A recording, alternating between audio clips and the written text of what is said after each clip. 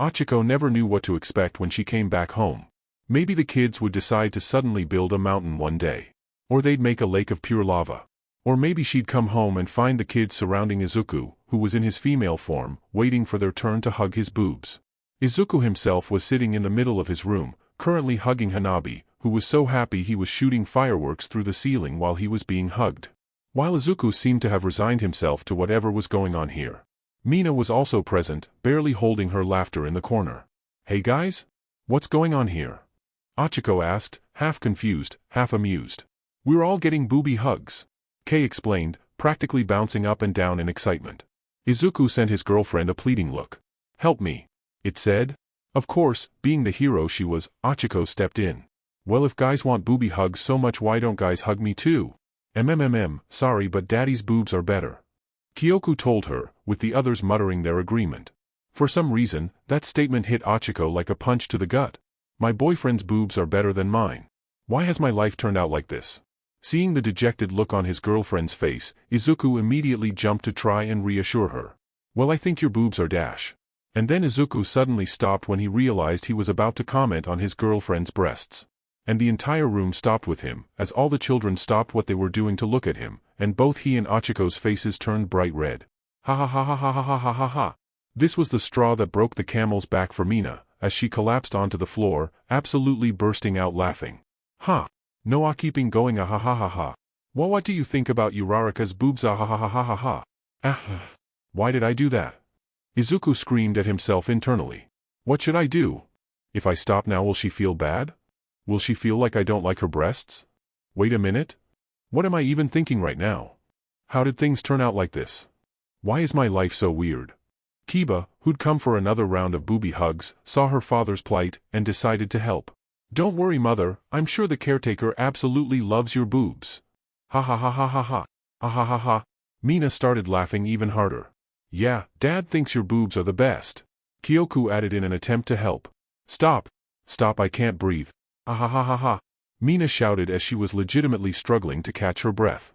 Of course the kids didn't stop, valiantly reassuring Achiko about Izuku's affection toward her and breasts, while both teenagers silently wished the ground would open up and swallow them inside. Happy April Fool's Day, everyone. Chapter 350, Where Do Babies Come From? "Okay, time to go to work," Izuku said as he came out of his room and into his office, only to immediately spot something odd. "Sue, how long has that baby been on my desk?" "Why, Currently, on Izuku's desk was a baby with white hair that seemed to be flickering in and out of existence, her black pupils doing the same thing. This strange little bundle of joy, all wrapped up in a blanket, with a note placed on top, with only a single name written atop it. "Mishayo. The baby has been here since I arrived," Sue explained as she stood by the desk. "And you didn't think to tell me?" Izuku sighed, the urge to facepalm already strong and continuing to rise. "You were asleep. I was instructed never to wake you unless it was an urgent emergency," Sue reminded him. "And you didn't think that a baby suddenly appearing on my desk was an urgent emergency that requires my immediate attention?" Izuku asked her, already feeling a headache coming on. "The baby was not crying, nor did it appear to be in any sort of distress, and I have already notified Sai of a potential security breach," Sue continued. "Firstly, not the point, we shouldn't just leave a baby on my desk. Secondly, what do you mean by potential security breach? There is a baby on my desk, Sue. Our security has definitely been breached," Izuku nearly shouted, growing increasingly exasperated with this ridiculousness. "Understood, I apologize for my failure. I am willing to atone for it in my life," Sue said, pulling out a knife and holding it to her throat. This time Izuku did facepalm. "Again with this, Sue, I told you, I do not, and never will, want you to end your life. Put the knife away. Why do you even still carry that?" "Understood. I will do better. And the next time a baby suddenly appears around the house, I will notify you immediately," Sue said as she tucked the knife away in, wherever she'd been carrying it beforehand. "I want to say that there's no way this could happen again, but if it happened once," Izuku rubbed his temples real quick, before turning his attention to the baby. "Dada," the baby squealed, as they reached out toward Izuku with a bright look in her eyes. Of course, Izuku found this absolutely adorable, but he had to restrain himself from touching the infant, given that, quite frankly, this was extremely suspicious. "I don't know what this baby's quirk is, if any quirks have been used on them, or if this is even a real baby," Izuku thought as he looked down at the baby.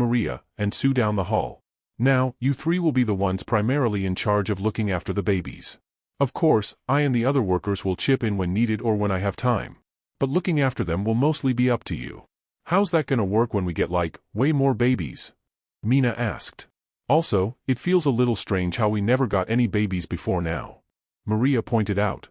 Well, it's pretty uncommon for kids under the age of 5 to develop quirks. Let alone figure out that those quirks are OPC level. Combine that with the fact that OPC quirks are pretty rare at the moment, which means that OPC babies are rather rare. Izuku explained. Not to mention not every parent is so willing to give up their baby so readily, even if they're an O.P.C, and some people are far too willing to throw their children away. As Izuku finished his talk, they arrived at the first room.